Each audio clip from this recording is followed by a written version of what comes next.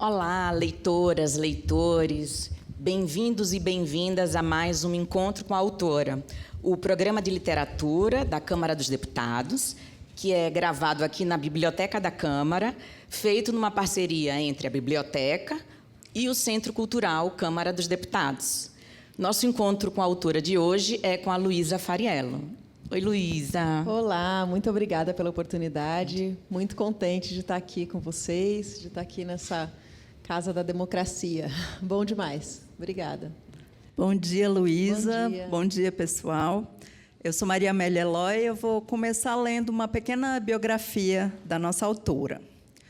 Luísa Fariello publicou 2 livros de contos pela editora Patuá. Hoje Deserto, em 2024, e Essa Palavra Eu Não Falo, semifinalista do Prêmio Oceanos e finalista do Prêmio Candango de Literatura, em 2022.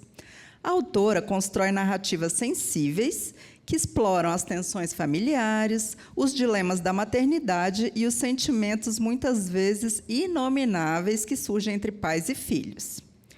Atraída pelo jornalismo, sua primeira profissão, Luísa Fariello deixou a capital paulista para se estabelecer em Brasília há 15 anos. Trabalhou como repórter e assessora de imprensa. Trocou as redações pela sala de aula e atualmente é professora de língua portuguesa da Rede Pública do Distrito Federal, onde trabalha diariamente com o sonho de ajudar a formar jovens leitores. Também é doutoranda em literatura na UNB, com uma pesquisa sobre metodologias para ensino de poesia em sala de aula. No programa de hoje, a gente vai conversar sobre o último livro da Luísa, o Hoje Deserto, que é um livro de contos, então eu vou ler um trechinho para quem ainda não conhece a história, já ficar curioso. Hoje Deserto reúne histórias que transitam entre a crueza e a delicadeza, numa escrita sensível que convida o leitor a encarar o deserto, tanto o deserto que existe dentro da gente, quanto aquele que se forma nas relações humanas. Seus personagens habitam vulnerabilidades. Uma mulher e sua filha recém-adotada, uma grávida que leva um golpe, uma criança fascinada pelos brinquedos das vizinhas, a solidão de uma onça pintada no zoológico, um ano de férias que mudou tudo na vida de 2 irmãs, uma situação tensa entre pessoas estranhas durante um voo, uma mãe que é lembrada do seu bebê recém-nascido durante uma entrevista de emprego. São narrativas curtas, mas carregadas de densidade, que deixam o leitor diante de um espelho desconfortável, o da própria experiência de viver. Hoje Deserto é um convite a caminhar pelos silêncios e pela aridez da vida contemporânea. Uma leitura que provoca, incomoda e, ao mesmo tempo, emociona. Dá vontade de escutar um pouco da história, né? Luísa, lê um pedacinho para a gente, por favor. Tá, eu vou ler um trecho, então. É o começo de um conto que se chama Quedas, que acho que é um dos únicos que não se passa em Brasília, mas, enfim.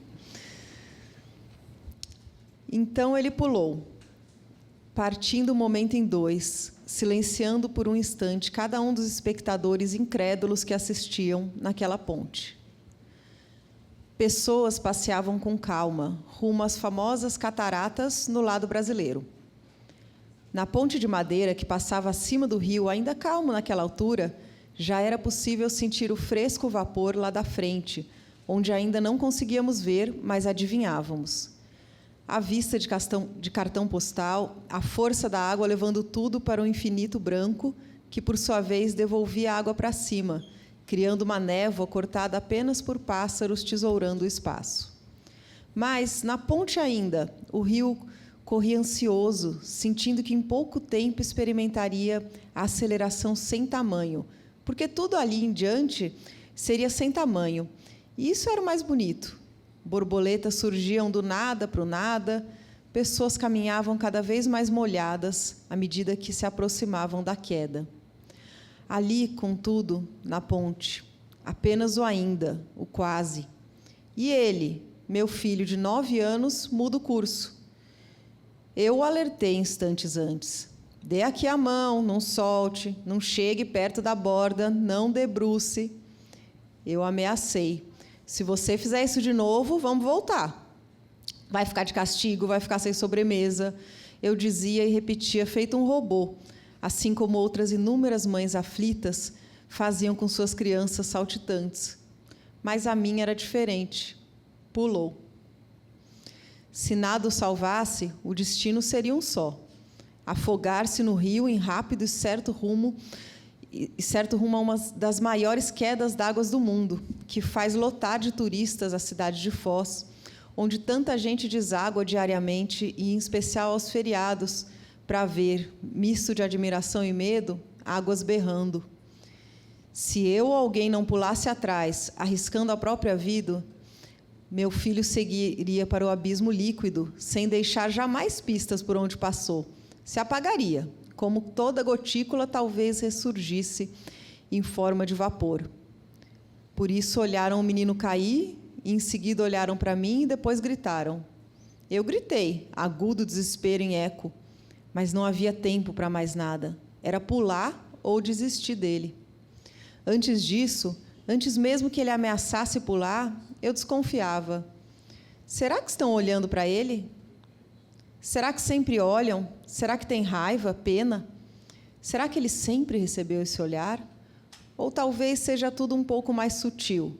Ninguém percebe muito, mas desconfia um tanto. Lindo. É o conto Quedas, não é isso? Isso.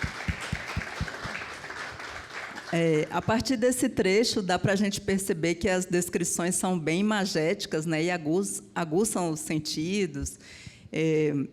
Eu percebo muito a questão do desespero, da agonia, em vários dos seus contos, né? Tem um dos contos que é uma mãe que deixou uma senhora que faz empadas e sai para entregar as empadas e fica agoniada se apagou ou não o forno, né? Se desligou o forno ou não e tal. Então, sempre tem essa questão dessa agonia, essa angústia, desespero. Eu queria que você falasse um pouquinho sobre isso, né? Sobre esse modo, Luísa Fariello, de trazer tanta emoção para os seus contos. Tem algum segredo aí? Olha, eu acho que a estrutura do conto ela é muito propícia a isso, a você dar um susto no leitor, né? Porque, diferente do romance, que a gente vai distendendo a história, que tem os altos e baixos, o conto ele é esse nocaute, né? Como disse o Cortázar, né? Então, eu até, conversando com uma amiga esses dias, disse que eu sempre começo o conto pensando no final, né? Na surpresa, em como que vai... como que é possível suspender um instante, né? Então, a mãe que vê um filho pular, a pessoa que lembra, como você citou, esse conta do primeiro livro, né? Das empadas. Então, meu Deus, e agora, né? E isso acaba permitindo uma reflexão maior sobre a vida, né? Eu acho que eu procuro essas pequenas brechas do cotidiano, que de todo mundo, né? De todos nós é tão corrido, cada vez mais corrido. Cada vez tem menos tempo, mas existem essas brechas onde a gente pode cultivar uma dúvida, né? E não certezas prontas, mas uma dúvida do, espera aí, é isso mesmo que está acontecendo? O que vai acontecer agora? E se acontecesse isso, né? Esse susto, eu acho que isso é fonte, sim, da minha literatura. Acho que você pegou bem, assim, a busca disso. Nem sempre eu consigo, nem sei se consigo, mas eu tento, né, pegar esse instante em que a gente pode afundar um pouco na gente mesmo. Um dos temas desse livro de contos, eu sinto que é a dificuldade da gente comunicar os nossos sentimentos, a dificuldade da gente se comunicar nas relações, né? Tem uma personagem que quer ficar em silêncio durante o voo e outra quer conversar com ela, mas ela não consegue dar um limite. Tem uma mãe que tenta falar para o filho que ela vai se afastar dele, mas ela não consegue falar. Num outro conto, tem um marido, um pai, que não consegue dizer que não tem o dinheiro para a viagem que a família fará, né? Você sente que é uma pessoa que comunica bem os seus sentimentos? Você acha que a literatura pode ajudar as pessoas a comunicar melhor seus sentimentos? Olha, sim, eu acho que a literatura ela é muito essencial, né? Eu acho que é o que nos difere a arte como um todo, claro, né? É o que eleva o homem, né? O que difere de um animal irracional, né? Eu acho que a gente tem essa necessidade de, não sei se só refletir sobre a vida, mas ressignificar, né? É por isso que a literatura, às vezes, ela exagera, distorce, né? É difícil responder essa pergunta. Às vezes falam, né? Esse conto é de algo que aconteceu na sua própria vida. Sempre parte daí, né? A vida sempre é matéria. Mas eu acho que a literatura ela faz esse exagero, essa ressignificação das coisas. Ela permite que você veja de uma outra perspectiva, né?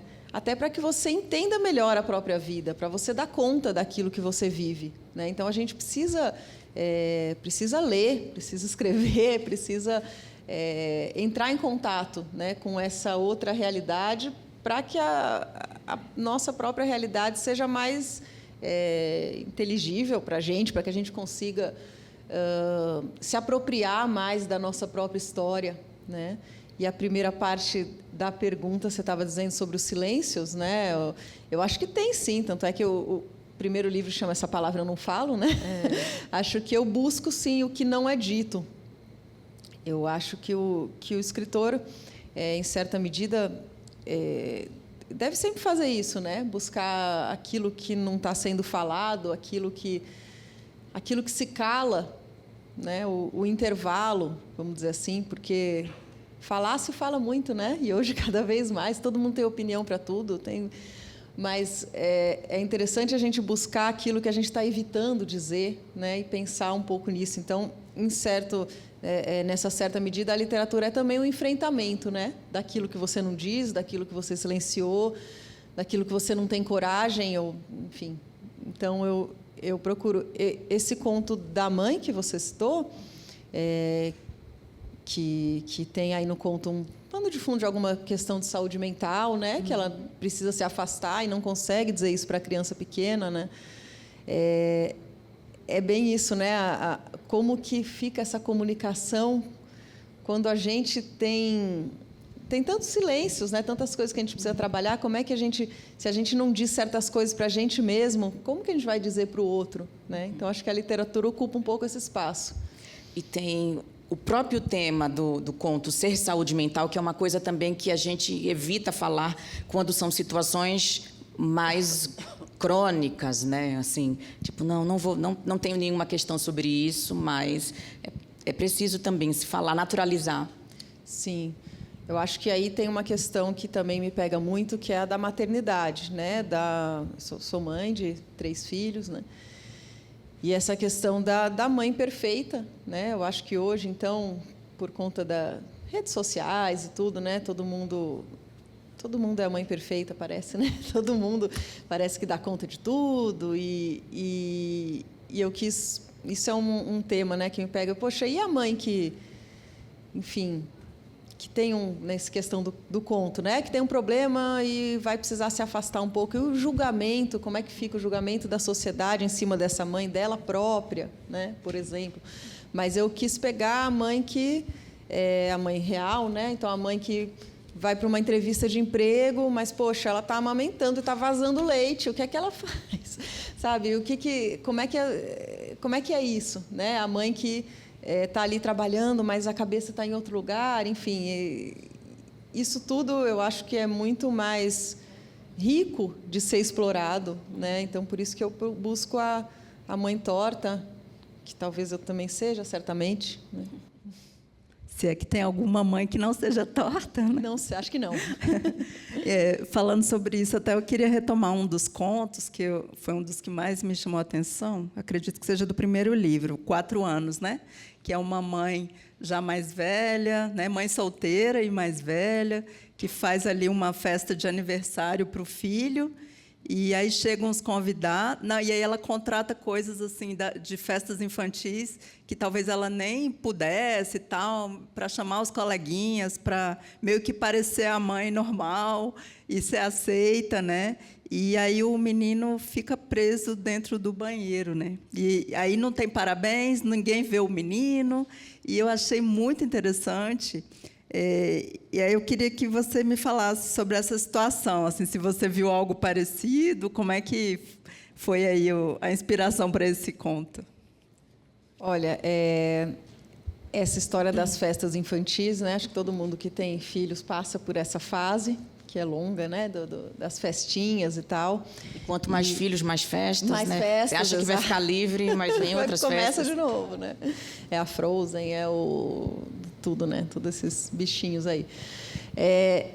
Eu acho que foi uma das coisas que me espantou muito esse universo, porque eu vi uma certa obrigação, como você disse, né, de parecer a mãe normal, enfim, e aí, não, tem que ter lembrancinha assim assado, tem que ter essa decoração, tem que ter isso. E eu sempre, sei lá, achando tudo um pouco brega e um pouco assim exagerado, né? E aí muitas vezes eu vi que tinha tudo isso realmente, festas lindas e tal, mas não tinha essa relação, esse lugar de conforto da criança com a mãe, que essa comunicação não estava sendo priorizada, né, em prol desse universo, dessa parafernália toda instagramável e tudo mais. E isso foi uma coisa que me inspirou assim, para esse conto, porque eu falei, caramba, tá tudo muito errado isso daí, né? E eu, quando eu comecei a escrever, eu acho que eu estava um pouco cruel com essa mãe, acho que eu queria meio ridicularizá-la, né? Caramba, uma mãe fútil, né? Mas aí, já no primeiro parágrafo, já fui derrubada. Falei, não é isso, não. Eu fiquei até com pena dessa mãe, na verdade. Falei, essa é uma mãe que está refém disso tudo, né? E aí enfim, aí eu acho que ficou bem melhor a história por isso. E é interessante que tem o bullying das crianças com as próprias crianças das mães para com a mãe também, né? Exato, e tem o julgamento dela com ela mesma, né, que é o que mais me interessou ali pegar, né, o desespero dela e, enfim, não vou falar o final, né, mas enfim, quando ela consegue se reencontrar naquilo tudo, né, reencontrar um caminho para a maternidade dela. Vou puxar um outro tema que eu também identifico no Hoje Deserto, que é, de certa forma, uma violência cotidiana, ou seja, uma violência simbólica, estética, que é uma mulher que, desde criança, ela quer ser bonita e ser aceita e se parecer com a Barbie, mas a gente tem algumas situações de violência que um homem que assedia uma menina, numa outra história a gente tem um outro homem que usa um revólver para se defender de uma suposta ameaça, né? Você, então, traz... Talvez a violência seja uma coisa que a gente silencia, né? Mas ela está no cotidiano da gente, não é só... Estou lembrando agora de uma outra situação, de uma grávida que cai num golpe. Então, assim, tem... não só a violência disso de você ser assaltado na rua, mas... Por que você traz esse tema assim? O que você quer provocar nos seus leitores quando você traz esses assuntos? Eu acho que é meio impossível você falar do universo feminino sem falar de violência, né? Que as mulheres estão submetidas desde as pequenas coisas, né? Como esse conto que você disse da Barbie, até enfim, as grandes violências que nós vemos todos os dias aí, né? Então, eu acho que isso é meio inerente ao tema, quando se começa a se colocar na pele de qualquer mulher. Mas esse conto que você falou, ele veio muito da minha experiência de sala de aula, né? Essa primeira fala, ela é real, é verídica, né? De uma aluna minha que... A gente estava lendo um texto, não era nem literário, era jornalístico, era uma matéria, e que falava da questão dos padrões de beleza e tal. E aí ela falou assim que a mãe dela, ela era uma menina negra, E ela dizia que a mãe dela, quando ela era pequena, dizia que se ela comesse direito, tipo, come toda a verdura, não sei o quê, o olho dela iria ficar azul. Então, porque ela comia mal, enfim. E aí ela fazia isso, ia ficar azul igual o da Barbie. Então, ela comia bem e ia para a frente do espelho para ver se acontecia a transformação, né? E quando ela me contou essa história, eu não consegui mais dar aula, porque eu falei, gente, que crueldade, né? E assim, e vindo da própria mãe, né? Que também é certamente uma pessoa que sofreu violências por ser quem é e como é. Será que elas leram a Toni Morrison em O Olho Mais Azul, que é? Exato. E, enfim, e aí eu me inspirei nisso, nessa história, né? Que é bem real.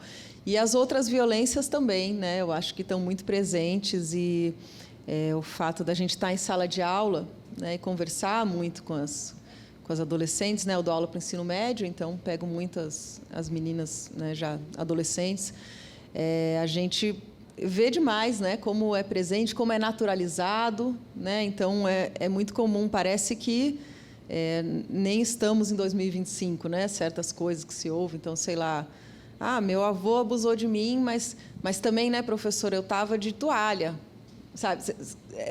É um discurso assim, é bem surreal, né? Que eu entrei em contato quando eu comecei a dar aula, que me pegou muito também. Não era uma realidade para mim, na minha vida particular, de naturalizar esse tipo de violência, né? E aí eu vi que para elas era, né? Para elas era.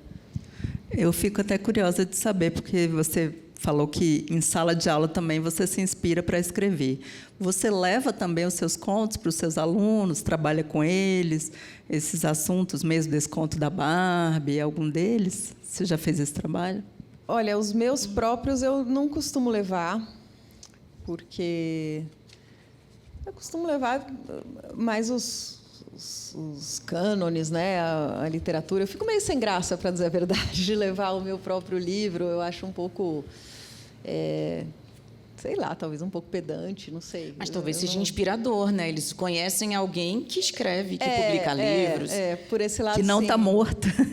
Que às vezes ser escritor é algo que é tão distante assim, para a gente, né? Imagina para quem tem 16 anos. Exato. Inclusive, você falou isso, eu lembrei que quando eu trabalhei com eles agora, no final do ano passado, né, bastante Carolina Maria de Jesus, e que escreve, né, com uma linguagem popular, né, claro, com o jeito dela, aquela escrita maravilhosa, né, e eles tiveram justamente essa fala. Eles falaram assim: nossa, então também posso escrever? Pode, como se autorizasse, né? Claro que pode, né? Então eu acho que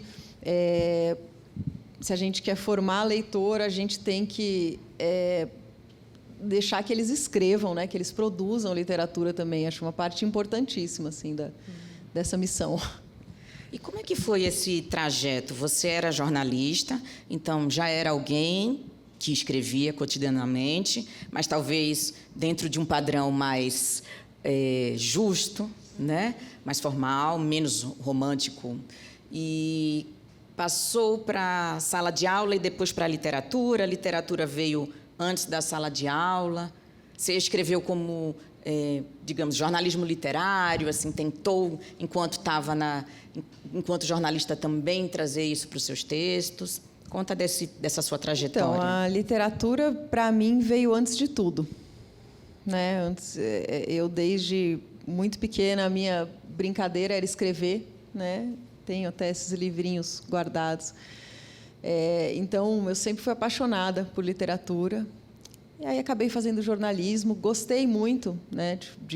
Assim, acho que conheci coisas, tive experiências muito interessantes. Vim para cá, para Brasília, para cobrir o judiciário, né? Então, vivia no Supremo, no STJ.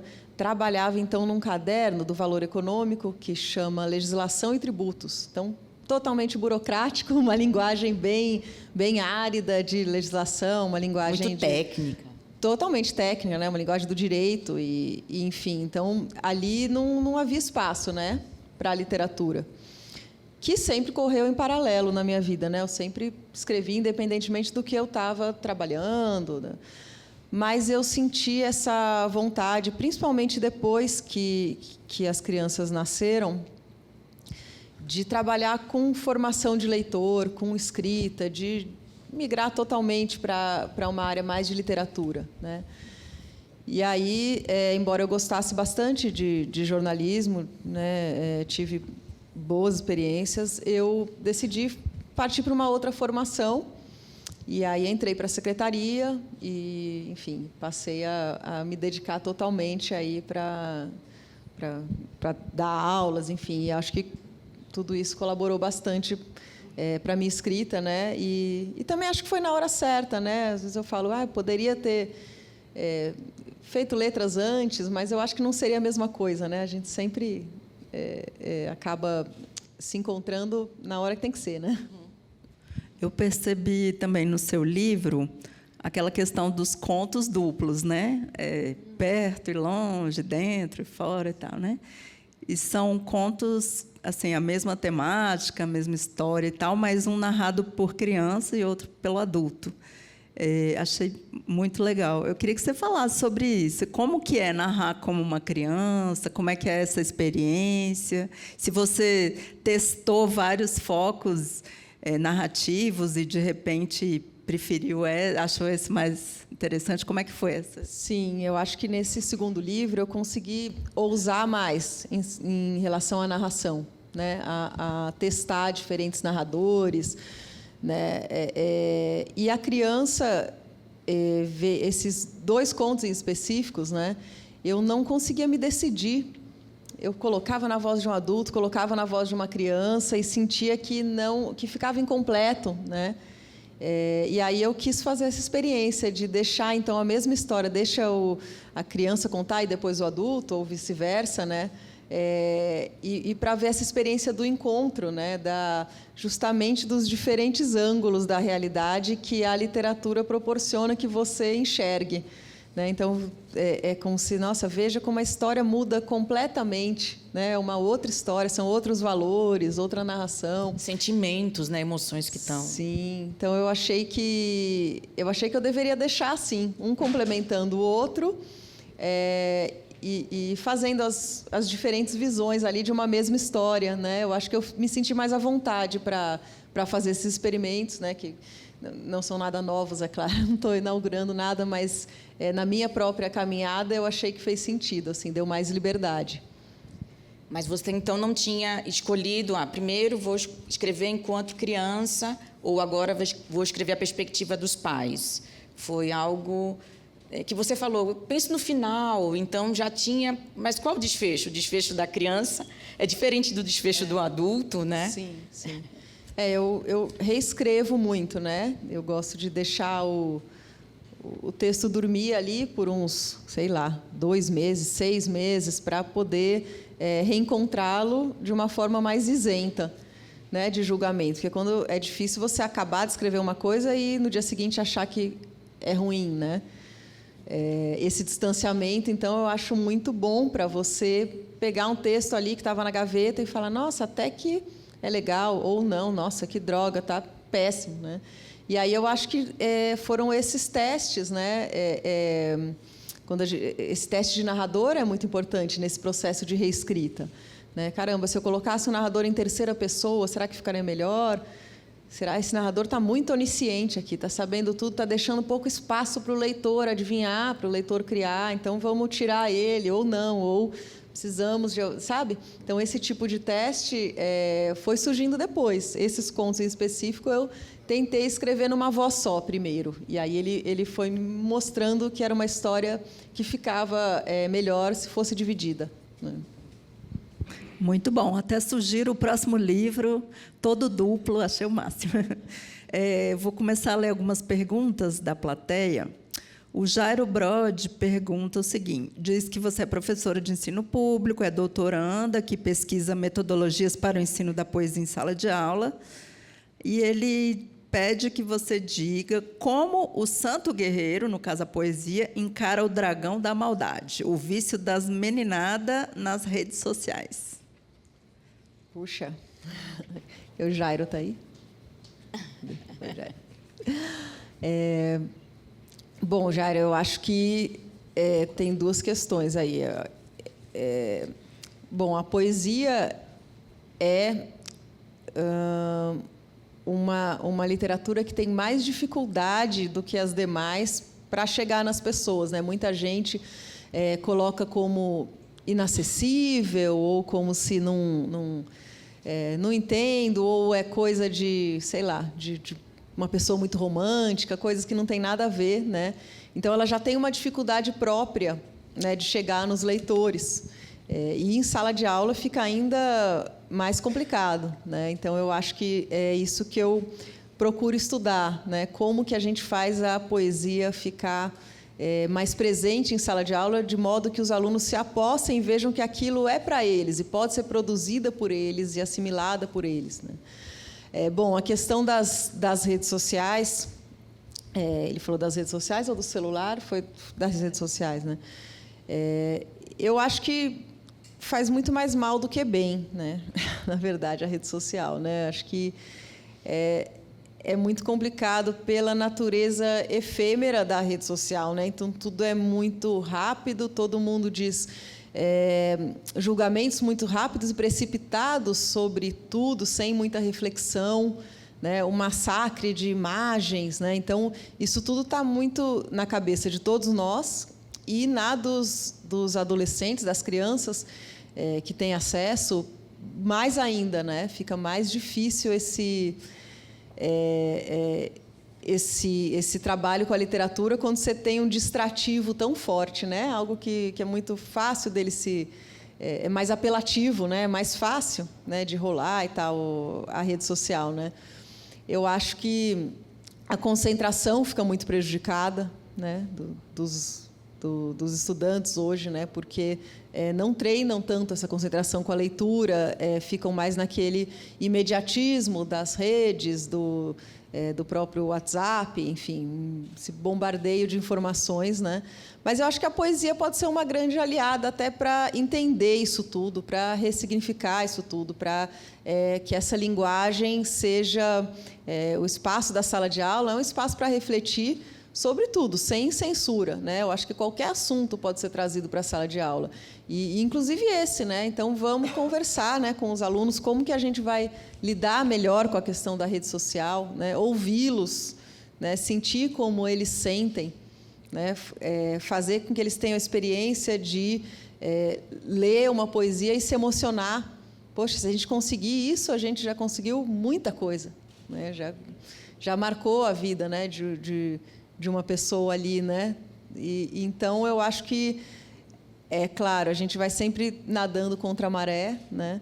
Mas eu não acho que seja uma coisa que impeça, não. Eu acho que é uma questão da gente trazer para a sala de aula também esse problema que gera ansiedade, que gera crises de pânico, um monte de coisa, né? Eu acho que tudo isso cabe na sala de aula, e eu acho que tudo cabe na poesia. Então, eu acho que o caminho é a gente procurar entender e ouvir mais, né, os alunos sobre isso. Eu vou pegar carona numa pergunta da plateia. A Maíla, da Bijon, pergunta como nasceu a ideia do Hoje Deserto. E eu vou pegar carona na sua pergunta. Cadê ela? Ah, ali. Quando é que a gente sabe que um livro de contos está pronto? Porque a gente sempre pode escrever mais um. Então, como surgiu a ideia do Hoje Deserto e como é que você soube que ele estava pronto, assim? Saber que está pronto é muito difícil, né? Porque a gente sempre acha que pode melhorar. Mesmo depois de publicado, a gente olha e a leitura é infinita, né? A gente tem que dar um fim, né, nela uma hora e achar. Bom, mas esse livro, eu tinha escrito o primeiro, acho que tinha desabafado muito no primeiro, então senti que o segundo foi um pouco mais calmo, né? Eu tive mais tranquilidade, um pouco mais. Eu estava no processo de escrever um romance, e, enquanto eu estava escrevendo o romance, eu escrevia uns contos, até para dar uma desopilada da história, para não ficar muito viciada naquela história que eu estava escrevendo e dar umas escapadas, sabe? E aí, quando eu fui ver, depois de, sei lá, uns 2 anos, mais ou menos, acho que foi isso, eu tinha eu não tinha o romance ainda, mas eu tinha os contos, né? Então, e aí quando eu fui ver, esses contos estavam muito dialogando entre si, não só na temática, né, feminina, maternidade, tudo, mas também na forma de escrever. Eu achei que no estilo, eu achei que eles estavam conversando e que eles tinham uma liga e que eles funcionavam juntos, né? Porque eu acho que o livro de contos, o grande risco que a gente tem é de juntar um monte de contos, que podem ser até contos bons, mas que nem sempre funcionam juntos, né?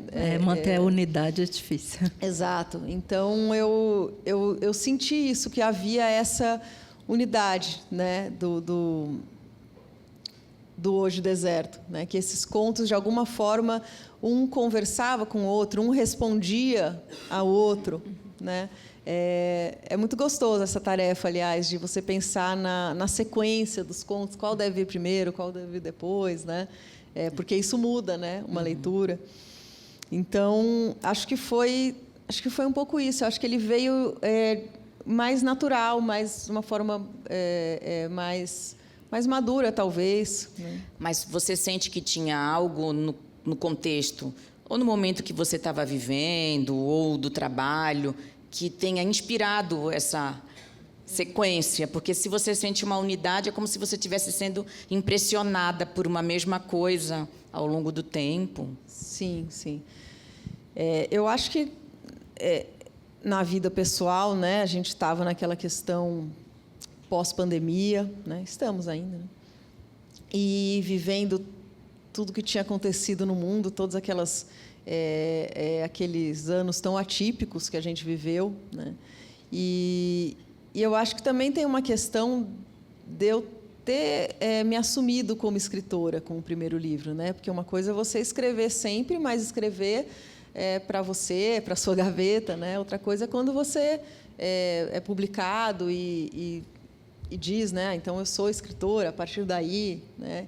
Então, eu acho que fez uma grande diferença, assim, do primeiro livro, em que eu ainda não tinha publicado nada, né?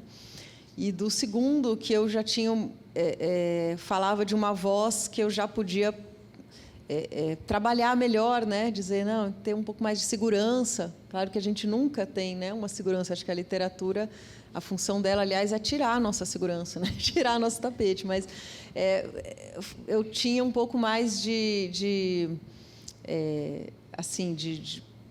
segurança mesmo para pensar nessa coisa da unidade temática. Então, eu acho que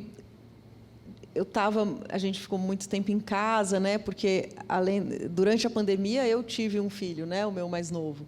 Então juntou a licença maternidade com pandemia, com tudo.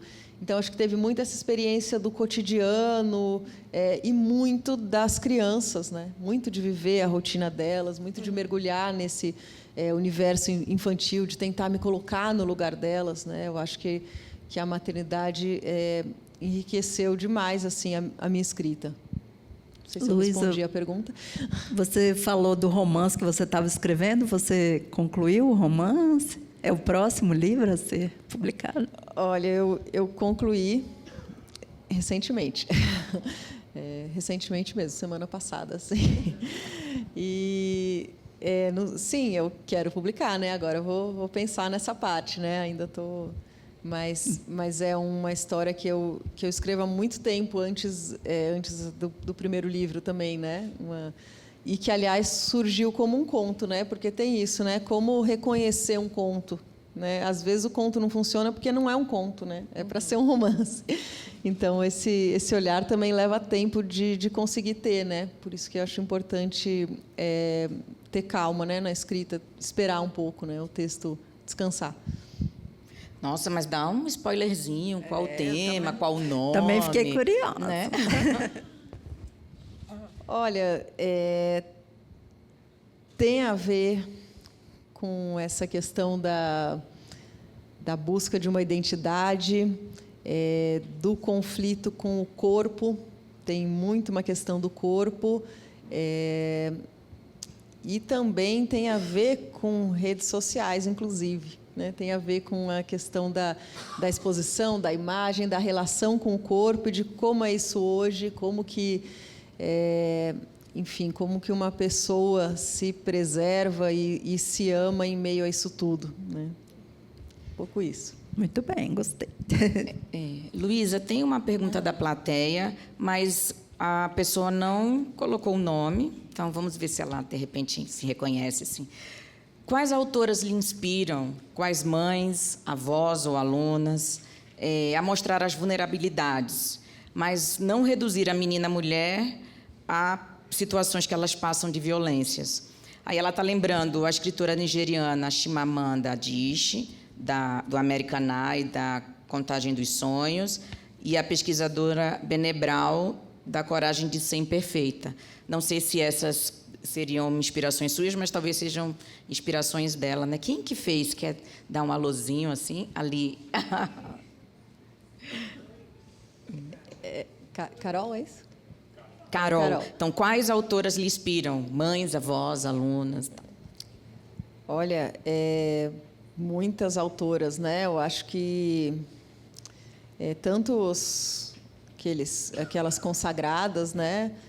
Clarice, a própria Carolina, que a gente falou aqui, né? Cecília Meirelles, Adélia Prado. É um perigo falar, porque a gente mais esquece outros nomes do que lembra, né? A gente tem aqui, enfim, as contemporâneas também, né? Ana Maria Gonçalves, enfim, eu acho que a escrita feminina, ela é assim importantíssima, né, para dar para a gente essa noção de continuidade, né, de estar, de que a gente tem uma voz, né, porque um dia não tivemos, né. Então, eu acho que é uma conquista, né. Mas você sente que tem alguma escritora que escreve dessa perspectiva da maternidade, ou mãe ou avó, que talvez te impressione mais, assim, já que é um tema que você tem trabalhado agora? Olha, eu gosto muito da Chimamanda também, né, que ela falou. Eu não consigo pensar em outra agora, senão a Clarice, né, que também foi mãe, que teve uma maternidade dificílima, né, muitas vezes sozinha, né, com a questão dos filhos todos, né. A Carolina Maria de Jesus, eu acho que uma mãe assim que passou pelas piores dificuldades, né, e teve na escrita o alicerce dela ali, né. Estou aqui pensando oh, meu Deus, aqui de Goiás, Fabiane Guimarães? Não, mais antiga. Cora Coralina, isso. Cora Coralina, maravilhosa, né? Maravilhosa a escrita dela, assim, e a vida dela de muita luta, né? De muita, enfim, com o jeitinho dela ali, mostrando em todos os lugares, impressionando o Drummond, enfim. Então eu acho que sim, acho que todas essas mulheres estão muito presentes, né, na minha literatura. A gente nunca escreve sozinho, né? A gente nunca cria nada do nada. A gente sempre está ali numa tradição, né? Seria muito, sei lá, pretensioso, descabido a gente achar que a gente inaugura qualquer coisa, né? A gente sempre está dialogando com quem já escreveu, com quem está escrevendo, né, com os contemporâneos, e essas vozes, elas ficam na nossa escrita, né, e ainda bem que ficam, né, a gente está sempre conversando, né, e a voz feminina é mais importante ainda quando se quer uma perspectiva feminina ali para o texto, né. Então sim, acho que era isso que ela queria. A Luciana pergunta: a literatura inspira outros escritores a escrever. Teve algum romance ou conto que te deu um impulso de escrever? Há uma conexão desse tipo com algum conto? Algum conto seu? Né? De querer escrever? Eu acho que quando inspiração. a gente... sim, depois de ter, entendi. Depois de ter lido, disse, nossa, preciso escrever agora. Veio um insight, veio... Sempre os livros que eu mais gosto são aqueles que me dão vontade de escrever. São aqueles que eu escrevo e falo, caramba, eu queria estar... Estou aqui lendo, mas queria estar escrevendo agora. Preciso parar, né? Poxa, acho que muitos, né? Olha, nesse livro em especial, eu acho que um autor que me deu muita vontade de escrever foi o Emmanuel Carrère, né? Quando eu li o Yoga e outros livros, assim, eu falei, gente, como ele escreve fácil, como ele faz o difícil parecer tão fácil, né? Eu queria falar assim com o meu leitor, eu queria conseguir falar assim também, né? Então, acho que esse foi um livro que nesses contos, foi um livro que me inspirou bastante, assim. Falei, como ele consegue uma profundidade e com uma sinceridade tão grande, né?